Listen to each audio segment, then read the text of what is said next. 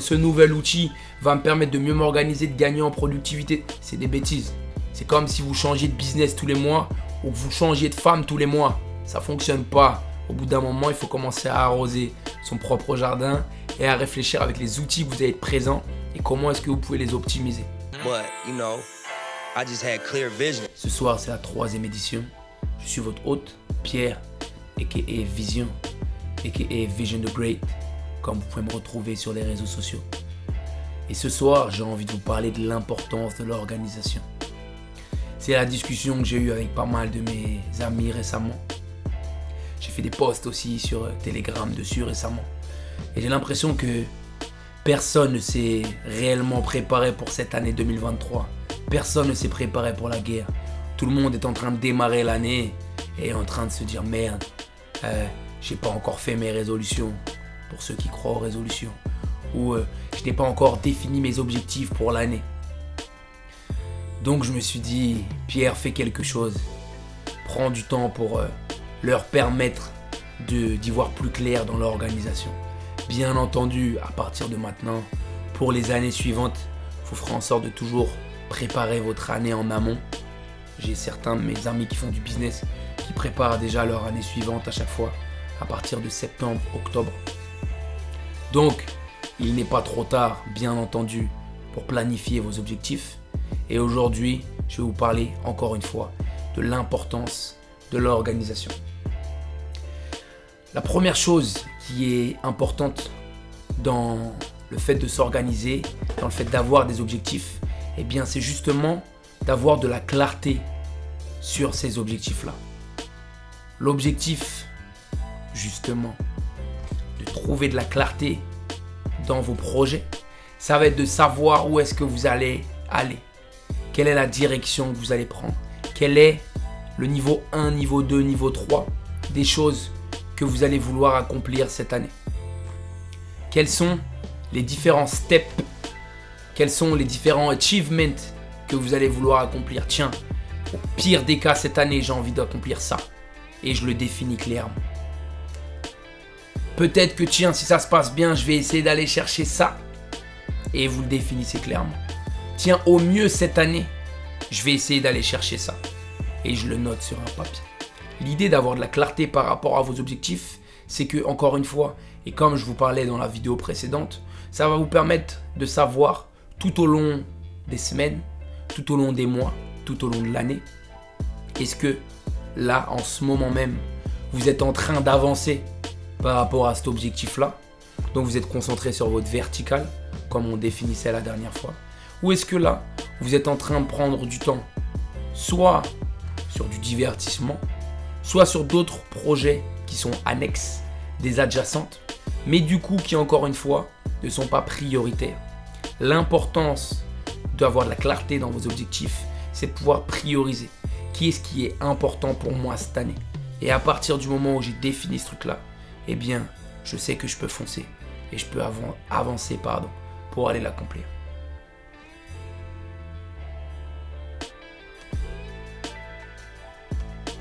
La deuxième chose par rapport à l'organisation, c'est l'importance à la fois de la planification et de l'adaptation.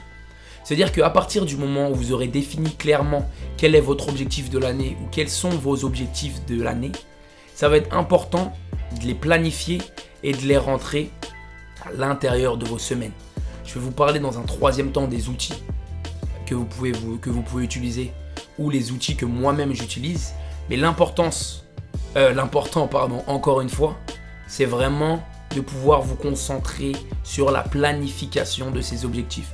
À partir du moment où je me suis dit, par exemple, tiens, aux échecs, j'ai envie de passer cette année Hello 1500 ou Hello 1800, donc qui est un objectif qui est défini, qui est clair, parce que je suis capable à la fin de l'année de me dire c'est un objectif qui est atteint ou non, eh bien ce que je vais faire, c'est que je vais le planifier à l'intérieur de mes semaines. Et encore une fois, quand je vous disais tout à l'heure de prioriser, par rapport aux différents objectifs que vous allez avoir, il va être important de les rentrer dans vos semaines et de les respecter de la même façon que vous respecteriez un rendez-vous qu'on vous a donné à la banque ou un rendez-vous que vous avez fixé avec une femme. L'important étant de se dire, tiens, si mon objectif c'est par exemple de passer cette année 1500 aux échecs, eh bien je sais que j'ai besoin tous les jours de passer minimum 1 heure vers cet objectif-là. Donc je vais rentrer dans mon emploi du temps. Tiens, par exemple pour moi, je vais avoir des objectifs au niveau du sport. Je vais avoir des objectifs au niveau de l'alimentation. Je vais avoir des objectifs au niveau du business. Eh bien, dans mon calendrier que j'utilise à la semaine, je vais avoir par exemple mon premier repas. Hop, il est rentré dans mon emploi du temps. Je vais avoir ensuite une session de travail, une session de deep work pendant 2 heures. Ensuite, je vais avoir un deuxième repas, une collation que je vais glisser. Hop, par la suite, je vais avoir un temps off où je vais me positionner, du temps pour lire, pour me former, pour jouer aux échecs par exemple, parce que c'est un de mes objectifs. Hop, par la suite, je vais avoir mon repas qui est rentré dans mon emploi du temps. De la même façon que vous rentrez un rendez-vous à la banque, j'ai rentré un repas dans mon emploi du temps. 12h30, c'est l'heure du repas. Ok, j'ai une demi-heure pour manger. Par la suite, j'ai une sieste qui est programmée. Parce que en tant que sportif, en tant qu'athlète, je sais que j'ai besoin de respecter aussi certains temps off. Bim, derrière 14h, je vais avoir le sport que je vais faire de 14h à 16h. Je reviens après avec une deuxième session deep work, etc., etc., etc.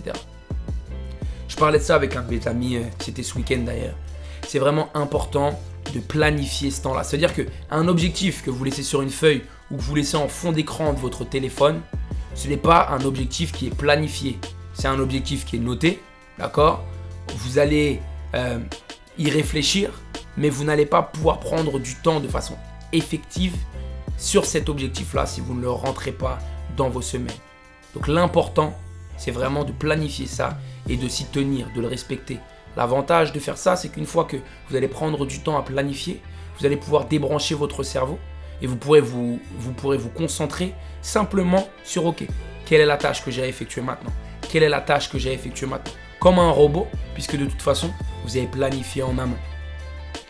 La deuxième chose par rapport à la planification, c'est que ça va être important aussi de laisser du temps à l'adaptation. Ça veut dire que par exemple, j'utilise les calendriers à la semaine depuis 2015 à peu près. Et bien depuis 2015, tous les dimanches, je fais en sorte de me garder un quart d'heure à une demi-heure pour visionner ma semaine. Ok, tiens, j'ai planifié mes objectifs, j'avais défini mes objectifs au début de l'année ou au début du mois. J'ai planifié mes objectifs qui sont rentrés dans mon calendrier et maintenant que je suis en train de me rapprocher du démarrage de ma semaine, donc le dimanche soir par exemple, et bien là je vais prendre du temps, 15 à 30 minutes pour me dire ok, sur la journée de demain par exemple, j'avais prévu ça, ça et ça.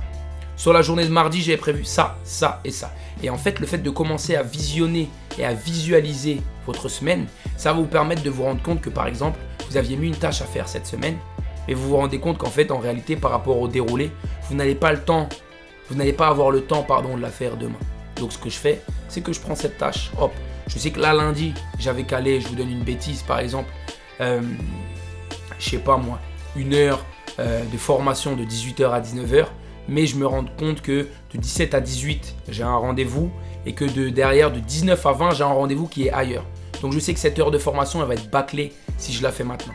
Donc je la décale, soit pour la faire plus tard dans ma journée, soit pour la faire par exemple dès le mardi matin. Et le fait de laisser place à de l'adaptation comme ça, eh bien ça va vous permettre de faire en sorte de ne jamais manquer vos tâches et de pouvoir vraiment vous tenir au déroulé que vous avez mis en place et du coup de vous rapprocher tous les jours, toutes les semaines, tous les mois de vos objectifs. La dernière chose par rapport à l'importance de l'organisation, ça va être le fait de vous servir d'outils. Ça veut dire que je ne vais pas dire que c'est impossible, mais ça prend énormément de temps et de place dans le cerveau de devoir tout organiser à l'intérieur sans pouvoir justement vous dire que vous allez vous servir de choses autour de vous pour vous aider. On est en 2023, tout le monde a un téléphone, tout le monde a un ordi, tout le monde a un tableau, servez-vous-en. Moi, je vais faire en sorte, par exemple, de faire en sorte que, tiens, sur mon tableau ici, je vais avoir mes gros objectifs du mois. Qu'est-ce qu'il est important que j'accomplisse ce mois-ci ? Hop, c'est rentré sur mon tableau. Comme c'est l'endroit où je bosse, je l'ai toujours en face de mes yeux. La deuxième chose, c'est que je vais utiliser une application qui s'appelle Weekcal, qui coûte, je crois, 3 € par mois. Je n'ai pas de partenariat, je la donne vraiment de bon cœur parce que c'est une application, comme je vous dis, j'utilise depuis 2015. Cette application, elle me donne mon calendrier à la semaine. J'ai des codes couleurs en fonction de mes temps perso, en fonction de mes temps de travail sur mon premier business, en fonction des temps que je vais passer à créer du contenu ou en fonction des temps qui vont être réservés au sport et au bien-être. Et par rapport à ça, je vais organiser ma semaine. La dernière chose, c'est les alarmes de téléphone. Je ne sais pas si vous allez pouvoir le voir ici, mais je vais le mettre sur le côté de l'écran. J'ai des alarmes qui sonnent tout au long de la journée pour me dire, tiens, Pierre, c'est l'heure de manger. Tiens, Pierre, t'as un coup de fil. Tiens, Pierre, c'est l'heure d'aller au sport. Tiens, Pierre, c'est l'heure de finir la séance. Et le fait de faire ça, en fait, ça me permet de me mettre en mode pilote automatique tout au long de la journée. Parce qu'il faut penser à un truc, c'est que si vous pensez que parce que vous l'avez décidé, ça y est, après votre lourde et votre longue journée de travail, vous allez avoir la volonté d'aller au sport à 18h, à Fitness Park, dans une salle qui est blindée, vous vous mettez le doigt dans l'œil. Et là, c'est les résolutions de nouvelle année. Donc toutes les salles low cost sont en train de se gaver. Mais vous allez voir que dans un mois déjà, il n'y aura plus personne. Parce qu'encore une fois, c'est un manque de clarté, à la fois dans l'organisation et à la fois dans les objectifs. Donc servez-vous de ces outils-là pour vous mettre en mode pilote automatique. Ok ? Donc Quickcall, c'est quelque chose que j'utilise. Un bon vieux tableau, c'est quelque chose que j'utilise. Et les alarmes de téléphone, c'est quelque chose que j'utilise. Et honnêtement, à part ça, j'utilise aussi du Evernote, mais de moins en moins maintenant. Parce que, encore une fois, j'ai appris à simplifier. Il y a énormément d'outils qu'on vous propose pour pouvoir vous organiser. Et les gens pensent que parce qu'ils vont avoir le dernier outil, ça y est, ils vont être 2 fois plus organisés, ils vont gagner en productivité, ils vont tout ça. Le meilleur conseil que je peux vous donner par rapport à ça, trouvez un outil qui vous convient et tenez-vous-y. Vous gardez cet outil-là et vous réfléchissez simplement comment est-ce que vous pouvez l'optimiser. Réfléchir constamment à tiens, ce nouvel outil va me permettre de mieux m'organiser, de gagner en productivité. C'est des bêtises. C'est comme si vous changiez de business tous les mois ou que vous changiez de femme tous les mois. Ça ne fonctionne pas. Au bout d'un moment, il faut commencer à arroser son propre jardin et à réfléchir avec les outils que vous avez présents et comment est-ce que vous pouvez les optimiser. Ok ? Donc voilà pour les 3 points sur l'importance de l'organisation. Un point bonus que je pourrais vous donner par rapport à ça, si ça peut vous aider, moi je sais que je le fais de temps en temps parce que ça peut m'aider, c'est le fait de trouver un partenaire de responsabilité. Un partenaire de responsabilité, c'est très simple, c'est quelqu'un auprès de qui vous allez vous engager par rapport à l'atteinte de vos objectifs et qui va être prêt à vous confronter et à vous challenger pour le suivi de ces objectifs-là. Tiens, tu m'as dit que ce mois-ci, tu arriverais à faire 2 ventes. Tiens, on est le 20 du mois, où est-ce que tu en es ? Ah, eh bien, soit tu n'as pas fait le travail et dans ce cas-là, mon coco, on va trouver des solutions ensemble pour que tu l'effectues. Soit, tiens, je me suis rendu compte qu'en fait, c'était assez facile et on va monter l'objectif encore d'un cran. Ok ? Je parlais de ça en plus avec un de mes amis le week-end dernier et en fait, l'idée, c'était que il me parlait de son projet à lui, d'un objectif qu'il a, qui est un objectif qui va vraiment demander des années de travail. Et il me demandait quel était le meilleur entourage qu'il pouvait par rapport à ça. Et je ne sais plus qui disait ça. Mais l'idée étant de dire que par rapport à un objectif que vous allez vouloir atteindre, les meilleures personnes dont vous allez pouvoir vous entourer sont un mentor. Donc une personne qui s'y connaît mieux que vous dans l'atteinte de ces objectifs-là et qui va vous permettre de vous organiser sur le moyen et sur le long terme. Un mec qui est au même niveau que vous, ça va être votre partenaire de combat, ça va être votre frère d'armes, ça va être quelqu'un comme un partenaire de responsabilité par exemple, qui a les mêmes objectifs que vous et qui va vous permettre de pouvoir vous bagarrer tous les jours dans l'atteinte de ces objectifs-là. Et la dernière chose, c'est une personne qui s'y connaît beaucoup moins que vous, à qui vous allez justement pouvoir transmettre tout ce que vous êtes en train de faire, parce que dans la transmission, il va y avoir une notion d'apprentissage supplémentaire parce que vous n'allez pas pouvoir bullshiter. Vous allez être obligé de vous comprendre au maximum ce que vous faites pour être capable derrière de le communiquer, de le transmettre. Donc voilà, c'est tout pour aujourd'hui en vrai. J'ai rien de plus à vous dire sur l'organisation. N'hésitez pas dans les commentaires si vous avez des questions par rapport à ça. Et puis voilà, pensez à liker la vidéo, à la commenter si ça vous a plu, à vous abonner si ce n'est pas fait et à la partager si ça vous a aidé. Pour les gens qui veulent du contenu comme ça un petit peu plus souvent, J'ai fait un groupe Telegram que vous pouvez rejoindre. Il sera juste en dessous dans la description. Et puis voilà, on est ensemble. Peace. I visualized him, not in his time frame I expected. You know what I'm saying? You always want shit to happen overnight.